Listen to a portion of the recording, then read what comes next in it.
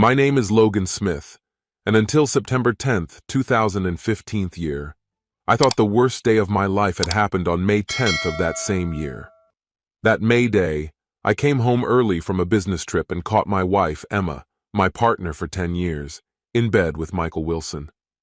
But we'll get to what happened on September 10th later. As painful as her betrayal was, I can't say it completely blindsided me.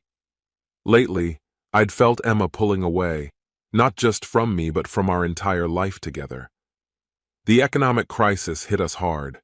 We were saddled with a massive mortgage debt, and the value of our house had dropped far below what we owed. Emma wanted to leave the house and start fresh, but I was determined to hold on, despite her long-standing attraction to expensive, spacious homes that stretched our budget nearly to the last cent. After last Christmas, something changed. Emma was disappointed with the gift I gave her, and that seemed to deepen her dissatisfaction with everything I did. From that point on, I felt like no matter how hard I tried, it was never enough. The only true joy I found was in spending time with our daughter Mia, whose warm smiles and cheerful greetings in the evenings stood in stark contrast to Emma's growing indifference. Looking back, I realize I should have seen this coming. Maybe marrying Emma was a mistake. We had both been through failed relationships before and rushed into marriage, spurred by friends who were already settling down. Though our foundation wasn't the strongest, I grew to love Emma, especially after Mia was born. For some couples, having children creates distance, but I thought Mia brought us closer. Now, looking back, I realize either Emma was an incredible actress or I was painfully naive. Until the end of last year, I genuinely believed we were happy and had built something lasting, but I was only fooling myself. I'd told Emma I'd be back from my trip on Friday, but I decided to come home a day early to surprise her. Since Emma worked in the mornings and was alone after Mia left for school, I didn't expect anything unusual as I turned onto our street. Then, I saw an unfamiliar car parked outside our house. At first, I didn't think much of it. We didn't know many neighbors, and our street was almost empty due to the housing crisis. Entering the house, I wasn't worried about making noise, though any sound I made was drowned out by what was coming from our bedroom. Standing at the door, I took a few photos with my phone, feeling a deep sadness as I realized our marriage was over. Emma's betrayal cut too deep. I knew the financial consequences would be devastating, and feared I'd only get to see Mia occasionally from now on. The thought of losing Mia's daily hugs and the love I thought I had in my marriage was unbearable. When Emma finally noticed me at the door, she shrieked, "What are you doing here, Logan?" In a moment of fury, I lost control, grabbed her by the hair, and pulled her face close, yelling, "You're asking why I'm home? You're in my bed with this guy and you think I'm the problem?" In the chaos, I hadn't noticed Michael behind me, already calling the police. Amid the shouting, the police arrived. Michael, wrapped in a bedsheet, greeted them at the door. Seeing me holding Emma by her hair, they immediately arrested me, which led to a few days in jail. Once I was released on bail, I returned home to find that Emma had emptied our accounts and disappeared with Mia. I came back to an empty house. On Monday at work, I was met by a court officer with divorce papers. Emma had filed for divorce, accusing me of psychological and physical abuse. I filed a counterclaim on the grounds of infidelity, but it didn't change much. In the end, the court granted Mia custody to Emma, while I was left with alimony and support obligations. Selling the house ruined my credit, and though I managed to keep my job, my life was in shambles. If it weren't for Mia, I might have left town. The only relief I had was the dismissal of the assault charge. In the evenings, I frequented a bar where regulars, emboldened by alcohol, would tell me what they would have done in my situation. Some mocked me, claiming a real man wouldn't have let someone steal his wife. Tired of their taunts that I was empty, empty, empty, I started going to another bar, weary of the constant judgments.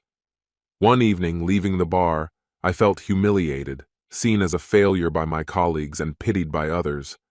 For a moment, I wondered if there was some sense in those loud speeches about revenge as a way to reclaim dignity. For the first time, it seemed they might be right. On a quiet Sunday morning, sitting at my parents' house, I drank coffee and finally shared my disappointments and sense of helplessness with them. They listened in stunned silence until my father spoke. "Logan, are you looking for revenge?" he asked, his voice calm but serious. "I don't know, Dad. I just feel like I need to do something," I replied, realizing for the first time that maybe I truly did. "Revenge weaves a tangled web, son," my father often said, his voice heavy and serious. "It might seem like it can fill the emptiness, but it rarely does. More often, it spirals out of control.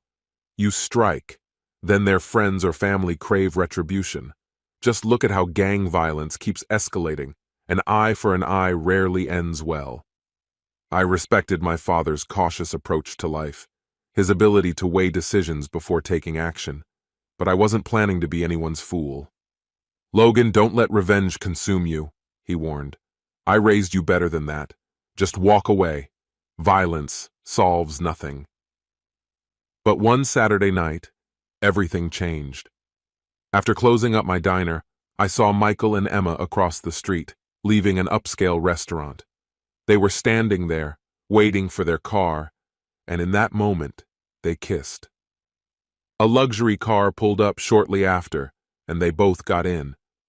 As they started to drive away, I noticed Emma's head resting on Michael's lap. I trudged to my beat-up car, collapsed into the driver's seat, and let out a stream of curses, pounding the steering wheel until my hands ached. When the anger finally subsided, I started the car. The engine struggled to turn over, a grim reminder of my financial ruin. I thought I had control over my life, but that night shattered my illusions. A few weeks later, I confronted Michael in a dark alley. Before he had a chance to react, I struck him in the ribs with a bat. I didn't aim for his head. I didn't want to kill him, just to make him feel pain. I struck him again. When he lay on the ground, writhing in agony, I hit him in the groin. Distant cries hinted that someone had called the police. I fled, dumping the bat, my jacket and mask into a dumpster a few blocks away. Not long after, Emma confronted me directly. "Did you attack Michael?" she demanded. I met her gaze with a smirk, neither confirming nor denying. Soon, I became the prime suspect, questioned over and over by the police. I had no alibi, only my word that I'd been alone in my apartment. There were no witnesses, and the bat was gone. The only thing linking me to the attack was my motive. Then one day, a drunk from the bar tried to strike a deal, claiming he'd heard me bragging about beating up Michael. It was a lie, but the police and prosecutor didn't seem to care. I was charged with aggravated assault and attempted murder. With my finances in shambles, I was left with only a public defender. The prosecutor's case hinged on circumstantial evidence and the drunk's fabricated story. In the end, the jury found me guilty of aggravated assault, but not attempted murder. I couldn't deny what I had done. I had indeed hit Michael with that bat. But by the time sentencing rolled around, 3 months had passed, and Michael had mostly recovered, resulting in a lighter sentence, 6 years in a medium-security prison. Then came September 10th, a day worse than discovering Emma's affair with Michael. It was the day I had to submit to my cellmate, Ronald. I'm not attracted to men, and I never wanted this, but at that moment, I had no choice. Afterward, I was left battered, missing teeth, with a broken nose and 2 black eyes. Ron and his gang forced me into a relationship, as they called it. Either I complied, or I risked my life. If there was any small comfort, it was that Ron's claim on me provided some protection from other Aryan and non-Aryan gangs. But what kind of twisted reality forces inmates to live under such conditions? I can accept the prison sentence and the loss of freedom, but why does society turn a blind eye to this, even joking about the brutality inmates endure? I've never assaulted anyone in that way, so why does survival here demand such a price? News from outside rarely reached me, and after 6 months and countless letters, my mother finally came to visit. My father still refused to speak to me. She wasn't here out of sympathy, but to share her own pain. Emma married Michael and moved away, denying us any chance to see Mia before they left. They didn't even allow us to call her. I hadn't seen or spoken to my only granddaughter since. I pleaded with Emma's mother for some mercy, but she just laughed in my face. The cruelty of that family continues to astound me. Mom, I never betrayed Emma. It was Emma who betrayed me. All the letters I tried to send to Mia were returned unread. Now, I'm working with a lawyer, doing everything possible to convince the judge to let me reconnect with my daughter. Over time, my mother's attitude softened, and she began to understand how deep this pain was for me. By the end of her visit, she showed me nothing but love, promising to return as soon as possible. I decided not to burden her with the heaviest details of my life behind bars, and fortunately, she didn't press for them. I won't recount all of these 6 years in detail here. They weren't years of learning, growth, or rethinking myself as a better person. After a humiliating parole hearing, I realized my only path was to hide my emotions, to bury them deep within. In my first year as Ron's cellmate, I channeled all my rage, at Ron, at Emma, at Michael, into lifting weights. Over time, my 6-foot frame toughened and transformed into a formidable 210 pounds of muscle. When Ron was transferred to another cellmate, I was left alone. When they came for me that first time, it was 2 men. They beat me up, but both of them left in worse shape than I did. They ended up in the hospital, and I spent a month in solitary. That month coincided with my first parole hearing, and since I was in solitary, it wasn't rescheduled. It was another 3 years before I got another chance to apply for parole. During that hearing, I struggled to find my voice. When one of the panel members sneeringly asked why I'd never apologized for supposedly harassing my ex-wife, I couldn't contain my bitterness. Emma and I had been married for 9 years, and I never once raised a hand against her. But she cheated on me, right in our bed. I made one impulsive move, took out my anger on her lover, and that move turned my life into a nightmare. From that day on, surviving meant fending off attacks and sometimes swallowing my pride just to get through each day. Meanwhile, the legal system was stacked against me, allowing Emma to paint me as a monster, seize our property, and strip me of the resources needed for a proper defense. She could even cut me off entirely from my daughter, and for 6 years, I heard nothing from Mia. I tried suing Emma, but the case went nowhere, and each day that followed was simply a struggle for survival. I didn't leave prison with a better understanding of the law, but I learned to be resourceful. At night, I worked as a loader for minimum wage, barely enough to keep me off the streets. During the day, I took online courses, crafting a new persona, Amy Carson, a widow dedicated to opening a humane animal shelter. Through the Save Our Furry Friends site, I solicited donations, and with thousands of letters, I managed to raise a modest sum. In 2 months, I'd saved up $25,000, just enough to get back on my feet after prison. Then, one night, I saw her, candy sweet, sitting on a bar stool, like a vision. It had been over 6 years since I'd been near a woman. Armed with a certificate from the clinic and $1,000, I was ready. In worn trousers and a sports jacket, I approached her. "Logan," she smiled, and to my surprise, she wore pants instead of a skirt. Later, I learned that the pants concealed her prosthetic leg, a fact that, to my relief, didn't faze me. Moreover, her choice of attire probably saved me a couple $100, a discount some clients requested upon learning of her prosthetic. I ordered a bourbon and sat beside her as she drank a martini. The man seated nearby shot me a challenging look. "The gentleman insisted on buying me a drink," Candy explained, but I told him I was waiting for someone. Candy placed her hand on my shoulder in a calming gesture, and I counted to 5 to stay composed. I took out a $20 bill and offered it. "I apologize, sir. Thank you for your generosity in buying my friend a drink.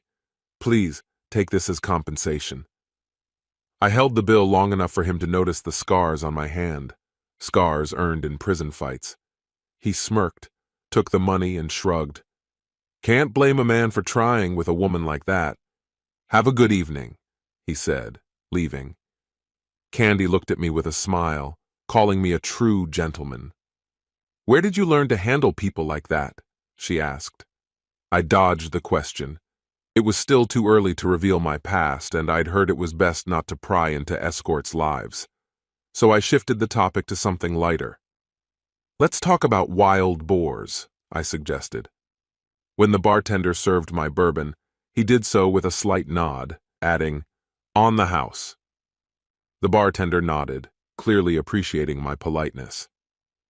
"Thanks for not being rude," he said. "Last week, some guy came in here, started a fight, and caused $900 in damage. He was completely wasted, and I know I'm not going to see a cent from him. Insurance barely covered anything." I raised my glass in understanding, enjoying the strong drink he'd poured me. Candy and I finished our cocktails, exchanged a few friendly words, nodded to another patron at the bar, and stepped out into the cool night air. I pointed at the hotel right next door. "I've got a room here," I said. "How about grabbing a bite first?" She shook her head, a slight smile on her lips. "I'm good for now." "Well, maybe later we could order something to the room, like pizza or Chinese," I suggested. She laughed. "It's your money, go for it." I took her hand, and we headed to the hotel. In the elevator, I caught myself smiling, unable to hide it. She noticed. "What's making you so happy?" she asked with interest. I looked at her. "Just, you're beautiful." As soon as we got to the room, we didn't waste any time. Later, lying beside her and catching my breath, I found myself looking at her again. "What?" she asked, catching my gaze. "I didn't expect it to be like this, or that you'd really enjoy it," I admitted. She laughed, this time genuinely. "What can I say? I'm good at what I do." She laughed again, but this time it was more open, less restrained. "Actually, I've never done anything quite like this before," I confessed. I thought she might have to fake it, but that hadn't happened. "Thank you," I added, surprised at myself. "Should we order food now?" We decided on Chinese, and while we waited, we took a shower. That's when I noticed her prosthetic leg. She noticed me noticing and asked, "Does it bother you?" I was caught off guard. "No," I answered honestly. "It's actually impressive." When we'd walked to the room earlier, I hadn't noticed anything unusual about her gait. Later, we found ourselves wrapped in each other's arms again, and eventually fell asleep. The next morning, while showering together again, I glanced at her prosthetic leg once more. "Motorcycle accident," she said, catching my look. "What?" I asked, surprised. "My leg," she clarified. "People usually want to know how it happened. I appreciate you didn't ask right away." I shrugged. "Didn't want to pry, but since you brought it up, how did it happen?" She sighed. "It was my ex, Randy. He just bought a new bike and was showing off how experienced he was. Foolishly, I agreed to take a ride with him. He tried to show off, lost control, and we crashed. That's how I lost my leg." I hesitated. "What happened to Randy?" She looked down. "We weren't wearing helmets. I know, a stupid choice. He hit his head on a lamppost, went into a coma, and passed away a week later when they took him off life support." She paused, her voice calm but direct. "I know it sounds harsh, but because of his mistake, I lost my leg. He didn't have insurance, so I had to cover all the medical bills myself." She looked away briefly, then added, "That's why I do this. On top of it all, my parents disowned me when they found out. They were ashamed that their daughter ended up doing this. But there are worse things than making a living this way." "Like what?" I asked, genuinely curious. She smiled knowingly. "Like your ex-wife." I laughed and told her about Emma, and she laughed too, saying my ex sounded even worse. I hadn't laughed that hard in a long time. "How about breakfast?" I offered. "My treat." She smiled, her gaze warm. "I'd love that." He hurried to his classes, reminding himself that this stage of life was only temporary, just a means to an end. He wouldn't live this way forever. People liked the romanticism of stories where men fall in love with mysterious women like Candy, and honestly, he could understand their appeal. But let's be realistic. Candy was a courtesan, and even if that weren't the case, what could he offer any woman? The next day, he took another step in his plan. He met with Juan Price at a small diner downtown. Juan, a liaison for a prison gang, laid out his terms, which he accepted, adding only one condition. When the lethal blow was dealt, he should whisper two names, his own and Johansson's. Juan agreed, taking the money he handed over. Juan was shrewd, skilled at dodging the law despite a mountain of accusations, none of which ever led to a conviction. He understood the shadowy world well. "I get why you want this," he observed, but he corrected him. "It's not about revenge, it's justice. Johansson was one of the good ones." About a year after Johansson fell under Ron's control, he died. Rumor in the prison was that Ron had held him in a chokehold too long, squeezing the life out of him. Johansson deserved a better end. And Ron's punishment? Just 2 months in solitary confinement and a slap on the wrist for delaying his report until morning. That was it. But now, Ron's fate was sealed. "This won't get us into trouble, will it?" he asked. Juan nodded, reassuring him. "I wouldn't have made it this far if I didn't know how to stay invisible." And with that, he left. 3 days later, a riot erupted in the prison, resulting in the deaths of 4 inmates, including Ronald, who was killed in the chaos. The suspect in his murder didn't survive the riot either. The facility was on lockdown for 3 days. With Ron's death, the website he had been running under the name Amy Carson had served its purpose. He deleted it before the authorities could link it back to him. The site no longer mattered. There was too little information left on it to attract serious attention. Now he focused on finding Mia. Emma's Facebook page had vanished 2 years ago, her last post mentioning the family moving to the suburbs.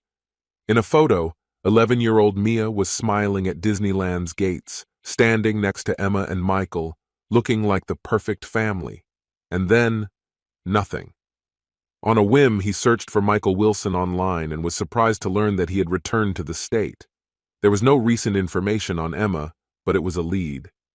Using $2,000 from his hidden funds, he hired a private investigator to track Michael's daily life, where he lived, worked, and spent his evenings. Soon, he found himself in a bar near Michael, waiting for him to recognize him. It took him a moment to realize. He had changed a lot since Michael last saw him at the assault trial, where he had attacked him with a baseball bat. Now he was bigger, with a shaved head and a broken nose, which gave his face a hardened look. Finally, Michael turned to him. "Is this going to be a problem?" He was ready for this. "No, Michael," he replied. "The attack on you was a mistake," he admitted. "It cost me 6 years, years I'll never get back, and robbed me of the chance to see my little girl grow up. I'm here to ask if you know where Mia is now." He shook his head. "If I knew, I'd tell you. Emma left me for someone else, and they moved away, all 3 of them." He closely watched his face, a skill he had honed over years in prison, where reading expressions was vital. He believed he was telling the truth. Michael continued, "Logan, I shouldn't have gotten involved with Emma while she was still with you. It was a mistake. I loved her, thought she felt the same. It hurt more than I can describe when she left me for someone else. For the first time, I understood, at least partly, what you must have felt. When we started dating, she portrayed you as a monster, a threat to her and Mia, saying it was only a matter of time before she'd have to flee from you." He sighed heavily, running a hand over his face. "I believed her completely, thinking I was her savior. When you came after me, it only solidified her story, but I never agreed with her decision to erase you and your family from Mia's life. At first, I couldn't shake the feeling that this was some kind of mistake, but Emma firmly reminded me that Mia wasn't my blood, and I had no legal rights over her life. Over 3 years, a deep bond had formed between Mia and me. I cared for her as my own daughter, though officially I was never dad. Mia missed me too. Michael's words made my heart clench, and I struggled to hold back tears. He asked the bartender for a pen and paper and quickly wrote down a name for me: Barry Stewart. Barry was a carpenter working for a developer named Chase Holmes, and he worked just a few houses down from us. How Emma and Barry started talking remained a mystery. I only found out when a neighbor called and asked why Emma was loading things into Barry's truck. I arrived just before they left. An argument broke out between us, and soon the police got involved. Thanks to the police report, I remembered Barry's name and his place of work. When things calmed down, I found her farewell letter in the kitchen. She'd cleaned out our bank accounts. I spent a lot of money trying to track her down, but every time I hit a dead end.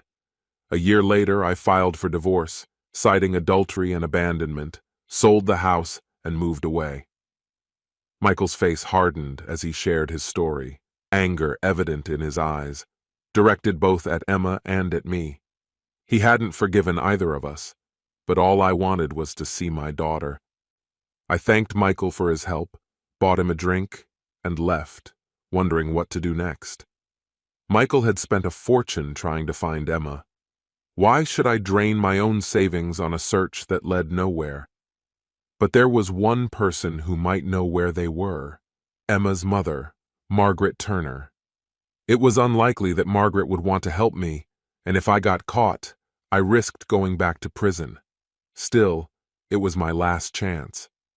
Margaret was predictable. She attended church service every Sunday at precisely 8 a.m. Margaret always kept a spare key under a decorative stone by the back door on the terrace. Why she did that was a mystery, given that her loyal Rottweiler, Brutus, always guarded the house. At exactly 8:05 a.m., I hopped the fence from the alley and found the key where I remembered it. I quietly opened the terrace door, and then I heard Brutus's ominous growl. Brutus walked into the kitchen, eyeing me with curiosity. I hoped he would remember me despite the years that had passed. It had been 6 years since we'd last seen each other, but for him, time seemed meaningless. Brutus rose on his hind legs and licked my face, clearly recognizing me. I had rescued him from the shelter, trained him, and brought him to Margaret. While he happily recalled me, I took a treat from a jar on the table and tossed it on the floor. With Brutus occupied, I looked around the kitchen. Everything was as it had been back when John Turner was still alive, nearly 11 years ago. Margaret's computer was on the table, likely for paying bills. I powered it on, and it prompted me for a password. After a moment of thought, I entered Emma's birth date. The screen lit up, and as the computer loaded, I searched the desk drawers, finding a few letters with return addresses. It turned out Emma was living in Florida. I quickly inserted a flash drive, copying photos, videos, and letters from Margaret's computer. Once everything was ready, I shut down the computer, patted Brutus on the head, and left, making sure to lock the door and put the key back. I spent the rest of that Sunday watching the videos and photos of my daughter growing up. Mia had changed so much, turning into a beautiful young girl. Every lost year and missed moment weighed heavily on my heart. The letters revealed that Emma and Mia now went by the last name Turner. Emma lived with Barry Stewart but had never married him. Mia was in the 6th grade. On Monday, I handed all the information to a private investigator in Florida, paying $1,000 up front. Soon, he confirmed the exact address and other details. The following Tuesday, after work, I drove to my parents' house. My mother had visited me while I was in prison, but my father hadn't seen me since the trial. Back then, he looked at me with disappointment. Now, as he stood in the doorway, I didn't know if he would let me in. I said, "Hi, Dad." He didn't say a word. He just opened the door and let me into the house. He met my gaze and pulled me into a warm embrace. "Mary, Logan has come home," he said with noticeable excitement in his voice. My mother entered the room and joined us, holding me tightly. "Maybe we should have some coffee," she suggested gently. I nodded. "Yes, I'd like that." We sat at the kitchen table, which held so many memories of my childhood and countless family meals. After all, it wasn't only Margaret Turner who treasured her routines. "Mom, Dad, first of all, I want to apologize," I began. "I'm sorry for ignoring your advice and letting myself be influenced by people who didn't care about me." Mom held me tighter, and Dad placed his hand on my shoulder, gently squeezing it in support. "I know where Emma and Mia are now," I said, "and I want to ask for your support in trying to reconnect with Mia. I've saved enough money to get to Florida, and I'm determined to do whatever I can to gain visitation rights. Will you come with me?" Dad spoke up first, his voice tinged with concern. "What exactly are you planning? You're not going to do anything reckless, are you?" His question touched on memories of the past, but I understood him. "No, nothing like that," I assured him. "I plan to speak with a lawyer first. I've served my time and I'm no longer under supervision, so I'm hoping to get court approval for visits. But I'm realistic. I understand that my past might pose an obstacle. That's why I think it's best if we approach this together, as a family." Dad looked at Mom, and she returned his gaze with a silent plea. She didn't need words. He understood. "All right," he said. "When do we leave?" "How about in 3 days?" I suggested. "I need to let work know and sort a few things out. And could we use your car? We'll need it when we get there." Dad nodded thoughtfully. "I'll take it for a checkup tomorrow to make sure it's all set. Let's plan to leave next Monday. Does that work?" With the plan in place, I enjoyed another cup of coffee as we discussed family news. Being home, surrounded by familiar things, brought quiet comfort. Over the next few days, I used my free time to search for reputable family lawyers in Florida. After reading reviews, I scheduled an appointment with a highly recommended attorney for the following Thursday, giving us 3 full days for the trip.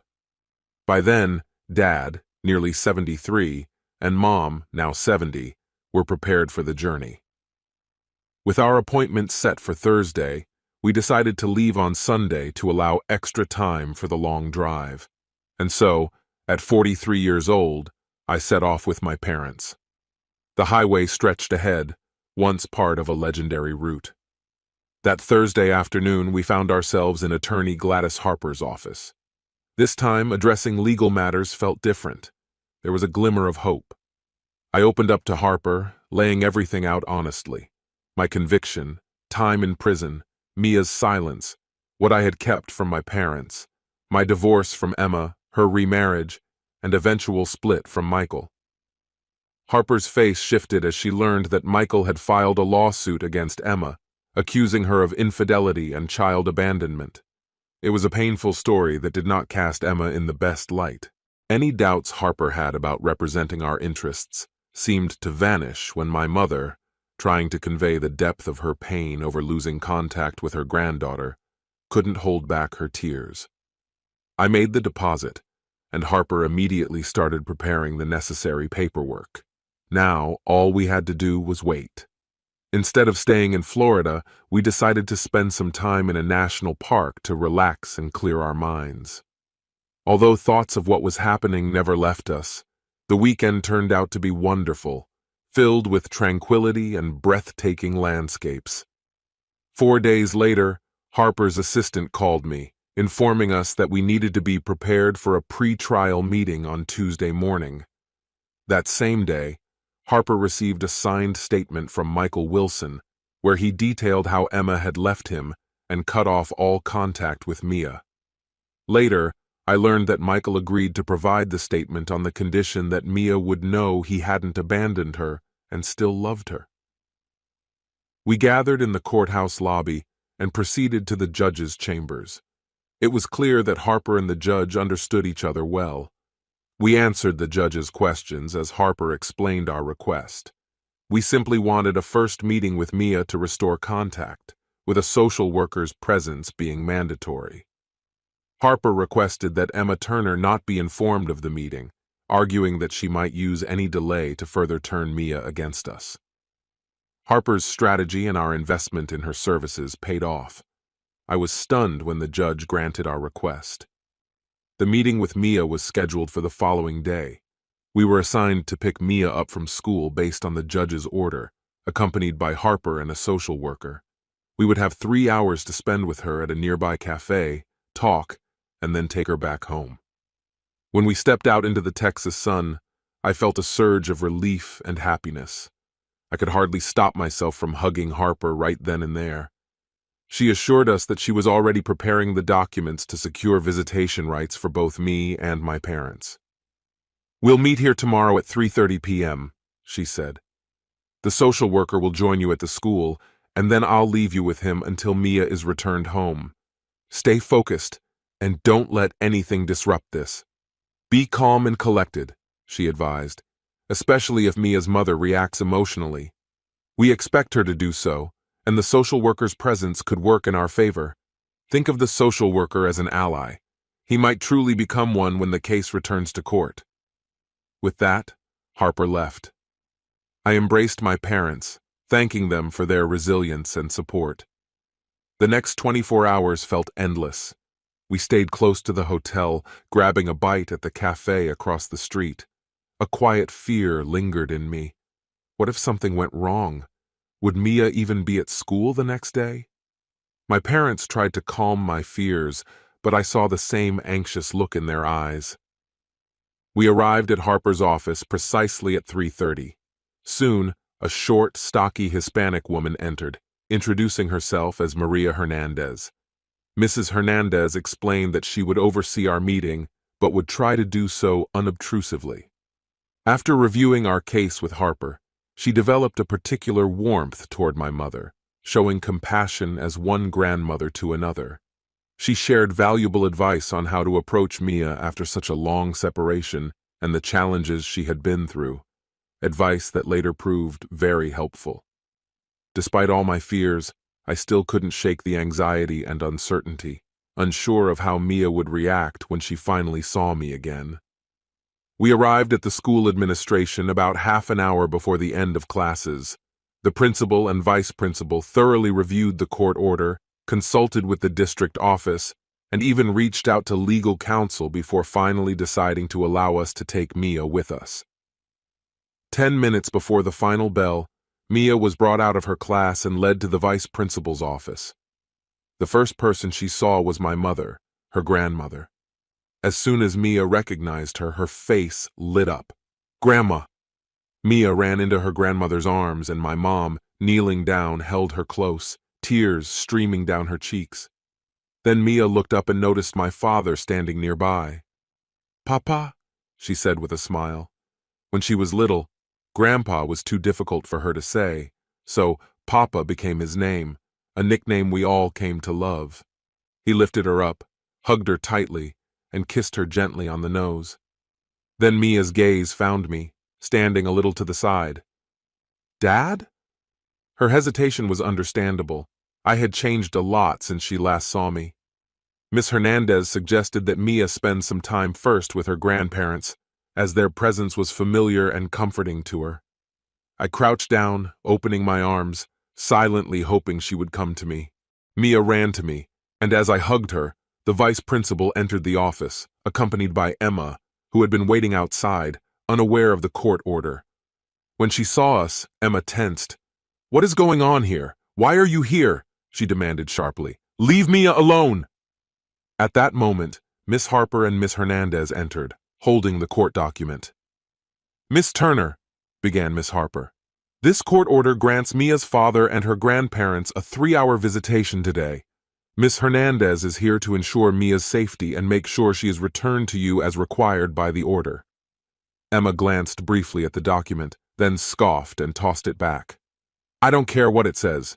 You can't just show up and take my daughter," she retorted angrily, pointing at me and my parents. "They have no right to be here. She's mine." Emma tried to pull Mia to her, but Mia instinctively hid behind my mother. Miss Hernandez observed this and intervened, but Emma cut her off, launching into a tirade filled with insults about Miss Hernandez's ethnicity and appearance. "Miss Turner," replied Miss Hernandez calmly, "if you don't stop, I'll call the police myself. If you continue, you'll be detained until you've calmed down." With that, the vice principal gently guided Emma to her office, giving us the chance to leave with Mia and Miss Hernandez. Soon, we settled into a small cafe a few blocks from the school, with Miss Hernandez seated nearby. She offered us some guidance on reconnecting with Mia after so many years, and we followed her advice cautiously. It worked. Mia gradually opened up, becoming more comfortable around us. But my heart ached when she looked at me, her eyes brimming with tears, and asked, "Dad, why did you never call or write? Why didn't I get any birthday cards?" I was prepared for this moment. I pulled a large manila envelope from my mom's bag. "Mia, I thought about you every day," I said, showing her the letters, cards, and greetings I had sent. "Each one was returned to me," I explained quietly. I told her how her mother had returned every letter I had sent, cutting us off from her life. Twice, I even hired lawyers to try to establish contact. I showed her envelopes stamped, "Return to sender," each one a painful reminder. Mia looked at me, puzzled. "But why did she do that, Dad?" I wanted to give her an honest answer, but held back. Instead, I gently took her hand and said, "One day you'll have to ask her that question yourself. For now, let's just be together. We all love you and want to know everything about you, how school is going, who your friends are." The question, "Do you like sports?" echoed in the silence as the minutes slipped away unnoticed. Soon, we were seated in Dad's car, heading to Emma's house, and we arrived right on schedule. Emma stood on the porch, a cigarette in hand, with irritation clearly etched on her face as we pulled up to the curb. From the back seat, Mia's voice suddenly broke the silence. "I want to show you my room," she said excitedly. I glanced at Emma, hesitating a bit. "Maybe today's not the best day, Mia. Your mom doesn't seem thrilled about having visitors," I replied cautiously. But Mia insisted. "It's my home. I have the right to show my room if I want." Sensing the growing tension, Mom stepped in. "How about just me going up for now, Mia?" she suggested gently. "I'll go take a look at your room, and next time, we'll all come up together." Reluctantly, Mia agreed, though it was clear she was disappointed, and she got out with Miss Hernandez, our family friend. The three of them, Mom, Miss Hernandez, and Mia, headed toward the porch, leaving Dad and me watching from the car. Though we couldn't hear every word, it was obvious there was tension between Emma and Miss Hernandez. Emma looked resolute, but Miss Hernandez was even more determined. When Mia, Miss Hernandez, and Mom entered the house, Emma shot a cold look toward Dad and me. Her hostility was palpable, and she always found subtle ways to make it clear that we weren't welcome. We sat in tense silence for about 10 minutes until 2 police cars pulled up, one in front and another behind. A wave of anxiety washed over me. Was it because of that incident with Ron? Or maybe someone linked me to that fake online scam? I was so close to rebuilding my relationship with Mia. Was it all about to crumble? 4 officers stepped out of the cars just as Barry Stewart arrived, hurrying toward the house. At that moment, Miss Hernandez appeared in the doorway, exchanged a few words with the officers, and in a flash, they handcuffed Emma and Barry. I had an urge to jump out and ask what was going on, but Dad held my shoulder firmly. "Stay here, Logan," he said in a tone that allowed no argument. No sooner had he stepped out of the car than Mom returned, quickly settling into the back seat and closing the door. We watched as the officers placed Emma and Barry into one of the police cars. Meanwhile, one officer stayed on the porch, while another re-entered the house with Miss Hernandez. Shortly they came out again, leading Mia. "Mom, what's happening?" I asked, trying to mask my confusion. Mom's face was troubled. "I don't know the whole story yet. Miss Hernandez noticed a toy on Mia's shelf and asked her a few questions. I didn't hear Mia's answers, but whatever she said prompted Miss Hernandez to call the police and request 2 patrol cars right away. That's all I know." Then, Miss Hernandez approached our car with a determined look. "I'm sorry, but Mia will need to come with me to the station to answer some questions. You should contact Miss Harper. She'll meet us there.